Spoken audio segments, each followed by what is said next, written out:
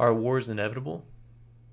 Although war is probably the most brutalizing of human experiences, it has been an inseparable part of the evolution of mankind.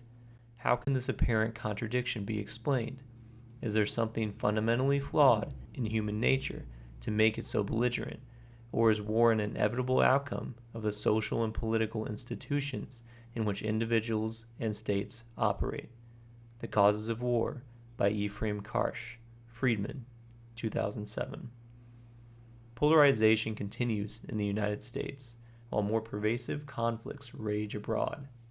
Some of these conflicts started in the 1940s, others are more recent, but all conflicts can be traced back centuries and millennia to a persistent and intractable history of violence among Homo sapiens. Not all humans are violent, but conflicts do not require everyone to be violent.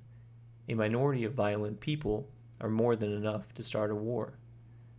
Not all violent people are violent for life, but conflicts do not require people to be violent for life.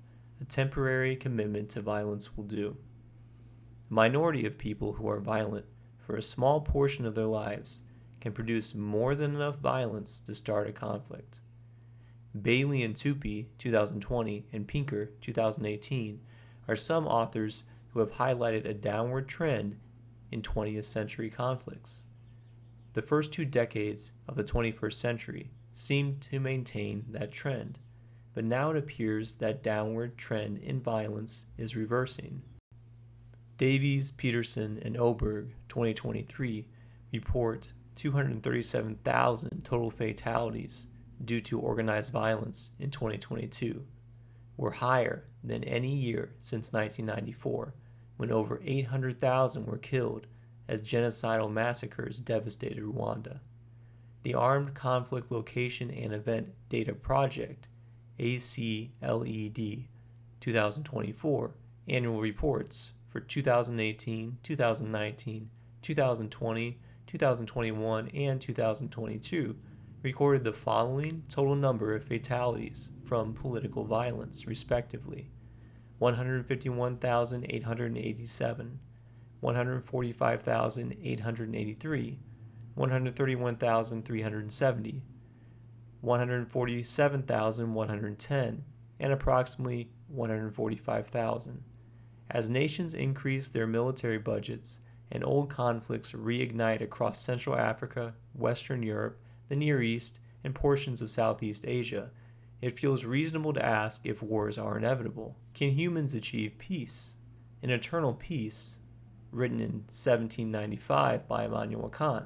Immanuel Kant theorized the following rules or principles for maintaining peace between nation-states. No treaty of peace shall be held to be such which is made with the secret reservation of the material for future war. No state having an independent existence, whether it be small or great, may be acquired by another state through inheritance, exchange, purchase, or gift. Standing armies shall gradually disappear. No debts shall be contracted in connection with the foreign affairs of the state. No state shall interfere by force in the constitution and government of another state. No state at war with another shall permit such acts of warfare as much make mutual confidence impossible in time of future peace, such as the employment of assassins, of poisoners, the violation of articles of surrender, the instigation of treason in the state against which it is making war, etc. These peace principles are commonly broken by many nations. Most nations have a military. Most nations have debts. Most nations are breaking these principles. Kant also asserts that these nations should guarantee the following rights and freedoms to its people through a written constitution and representative government. 1. Freedom of all members of society. 2. Dependence of all upon a single common legislation as subjects. And 3. Equality of all as citizens. The laws of nations should be based upon a federalism of free states, and the cosmopolitan or world law shall be limited to conditions of universal hospitality. Cosmopolitan law would guarantee travelers and tourists safe passage and visitation rights within and between all nations. The law of nations would be a union of nations which maintains itself, prevents wars, and steadily expands. The League of Nations and United Nations may be analogous to this law of nations principle, but Kant may be suggesting a more formal international constitution. What is clear is most autocracies and many democracies fail to fulfill these criteria. While Kant's keys to perpetual peace are theoretically useful, they may not be practical.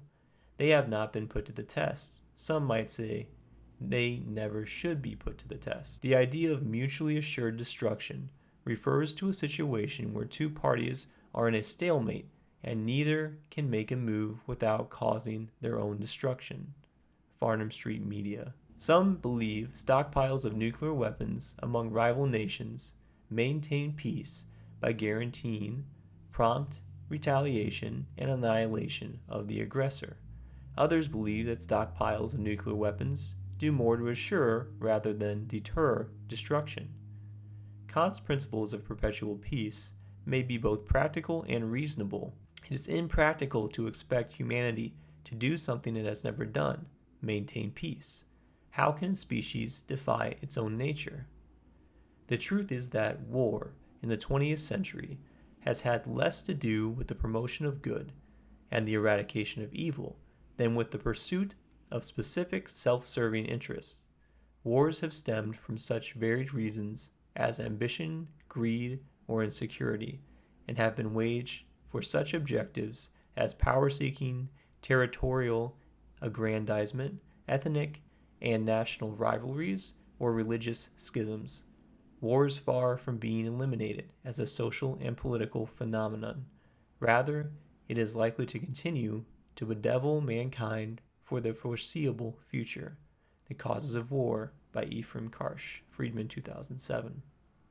Ephraim Karsh brings concise context to the inherent violence of humans. All evidence points to a continued history of violence among Homo sapiens, but Kant's grandiose principles for perpetual peace may still be necessary. If mutually assured destruction actually increases the probability of a nuclear war, the cessation of violence among humans may be an essential objective for the survival of humanity. The narrower or wider community of all nations on earth has in fact progressed so far that a violation of law and right in one place is felt in all others. Hence, the idea of a cosmopolitan or world law is not a fantastic and utopian way of looking at law, but a necessary completion of the unwritten code of constitutional and international law to make it a public law of mankind. Only under this condition can we flatter ourselves that we are continually approaching eternal peace. Immanuel Kant, 1795, published 1949. Are humans preparing for war or peace? Are Homo sapiens racing towards extinction or survival? Is peace possible, or are wars inevitable?